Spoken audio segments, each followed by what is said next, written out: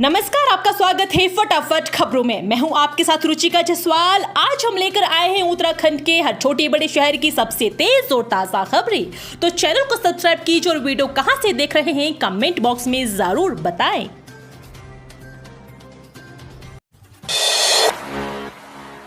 Dairy संचालकों के लिए बने अब सख्त नियम, पंजीकरण हुआ अनिवार्य, जुर्माने का भी प्रावधान। उत्तराखंड के नगर निगम क्षेत्रों में डेयरी चलाने वालों के लिए शहरी विकास विभाग ने सख्त नियम बना दिए हैं। डेयरी संचालन के लिए उन्हें प्रदूषण नियंत्रण बोर्ड से सहमति लेने के साथ ही नगर निगम में पंजीकरण कराना होगा। उत्तराखंड व्यावसायिक डेयरी परिसरण अनुज्ञान नियमावली 2024 जल्द ही लागू होने जा रही है और इस पर सुझाव मांगे गए थे। जल्द ही यह लागू हो जाएगी। यह नियमावली केवल नगर निगम क्षेत्रों में ही लागू होगी। नगर निगम में डेयरी पंजीकरण के आवेदन के बाद नगर निगम पशु चिकित्सक के नेतृत्व में निरीक्षण दल जांच करेगा। स्थलीय रिपोर्ट के आधार पर ही पंजीकरण हो सकेगा। डेयरी परिसर के भीतर एक दीवार पर नगर निगम लाइसेंस की फोटो लगानी होगी। पंजीकरण 5 साल के लिए होगा, जिसकी अवधि दोबारा 5 साल बढ़ सकेगी। किसी सूरत में गोबर नालियों, नदियों, नहरों, तालाबों और झीलों, झरनों या अन्य प्राकृतिक जल स्रोतों में बहाना प्रतिबंधित होगा। ऐसा करने वालों पर जुर्माना भी लगेगा। उत्तराखंड में बदला मौसम का मिजाज, सुबह और शाम बढ़ने लगी है ठंड, दिन में अभी भी गर्मी का एहसास। उत्तराखंड में मानसून के बाद मौसम का मिजाज बदल गया है। प्रदेश की राजधानी देहरादून समेत कई क्षेत्रों में शुष्क मौसम बना हुआ है और ऐसे में सुबह और शाम के समय अब ठंड प्रतिदिन बढ़ रही है। वहीं दोपहर में चटक धूप खिलने से गर्मी का एहसास हो रहा है। इसी बीच मौसम विभाग ने दीपावली तक राज्य में इसी तरह का मौसम रहने की संभावना जताई है। मौसम विभाग ने बीते कुछ दिनों तक चमोली, रुद्रप्रयाग, बागेश्वर, पिथौरागढ़ आदि जिलों में हल्की बूंदाबांदी को दर्ज किया था। इसके चलते देहरादून सहित कई इलाकों के तापमान में गिरावट भी दर्ज की गई थी। इसी बीच बीते गुरुवार को दिन भर चटक धूप खिलने के कारण लोगों को अधिक गर्मी का सामना करना पड़ा। वहीं रात के समय तापमान में गिरावट आने से लोगों ने ठिठुरन महसूस भी की।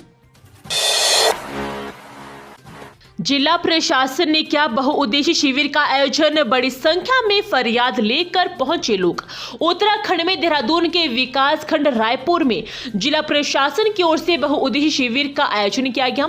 इस दौरान बहुउद्देशीय शिविर में बड़ी संख्या में फरियादी अपनी फरियाद लेकर पहुंचे। बता दें कि इस मौके पर तमाम आला अधिकारी मौजूद रहे। मिली जानकारी के अनुसार राजधानी की विकास खंड रायपुर के मालदेवता में बहुउद्देशीय शिविर का आयोजन किया गया। इस दौरान रायपुर विधायक उमेश शर्मा काऊ, जिलाधिकारी देहरादून सरवीन बंसल, एसएसपी अजय सिंह के साथ ही तमाम अधिकारी मौजूद रहे। इस शिविर में बड़ी संख्या में लोग अपनी फरियाद लेकर पहुंचे, जिसका मौके पर ही निस्तारण किया गया। वहीं इस शिविर में बिजली, पानी, पेंशन, सड़क आदि से संबंधित समस्याएं भी प्राप्त हुई है। यात्री गण ध्यान दें, देहरादून से जाने वाली सभी ट्रेनों में छठ तक सीट फुल। नवंबर के दूसरे सप्ताह तक बुकिंग मिलना मुश्किल। अगर आप दीपावली और छठ पर्व पर ट्रेन से घर जाने की सोच रहे हैं लेकिन अब तक सीट बुक नहीं की है तो किसी अन्य विकल्प पर ध्यान केंद्रित कर लीजिए। देहरादून से जाने वाली सभी ट्रेनों में नवंबर दूसरे सप्ताह तक सीट मिल पाना मुश्किल है। खासकर दीपावली और छठ पर सभी ट्रेनों में लंबी वेटिंग लिस्ट है।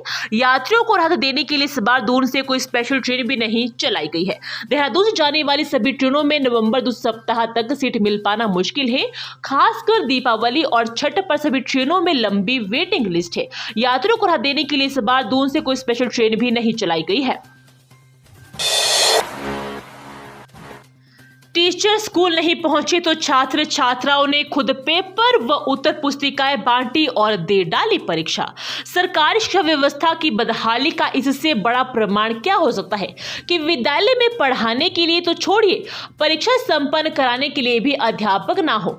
इसकी बानगी टिहरी जिले के जाखणीधार ब्लॉक के जूनियर हाई स्कूल नेल्डा में तब देखने को मिली जब अध्यापकों की मौजूदगी के बिना ही 18 छात्र छात्राओं ने गणित व कला विषय की परीक्षा दी थी।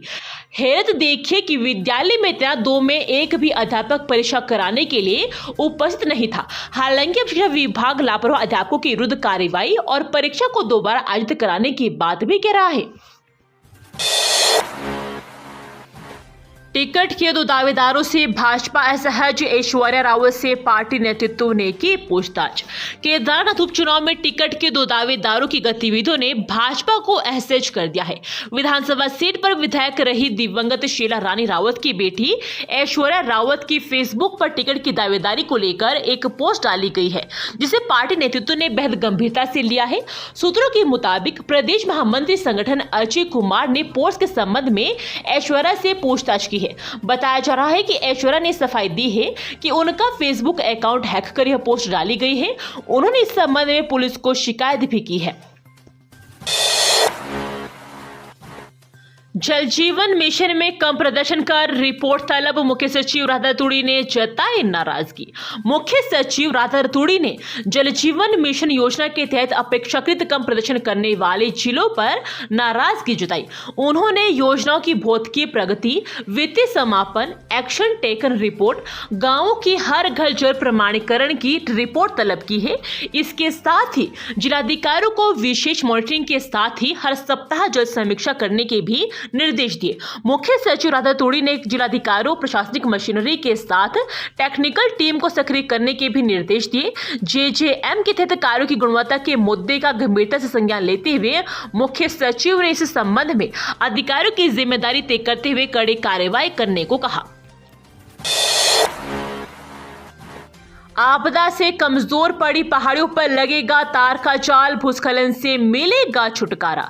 बद्रीनाथ हाईवे पर आपदा से कमजोर पड़ी पहाड़ियों और चट्टानों को लैंडस्लाइड मिटिगेशन से मजबूत किया जाएगा। बीआरओ की ओर से बद्रीनाथ हाईवे पर हनुमान चट्टी से आगे काम भी शुरू कर दिया गया है। मिटिगेशन के तहत लोहे के तार के जाल पहाड़ियों पर लगाए जाएंगे।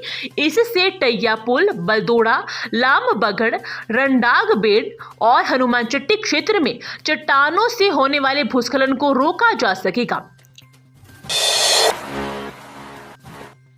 परिवार संग यमुनोत्री धाम पहुंचे कैबिनेट मंत्री धन सिंह, मां यमुना की पूजा अर्चना कर लिया आशीर्वाद।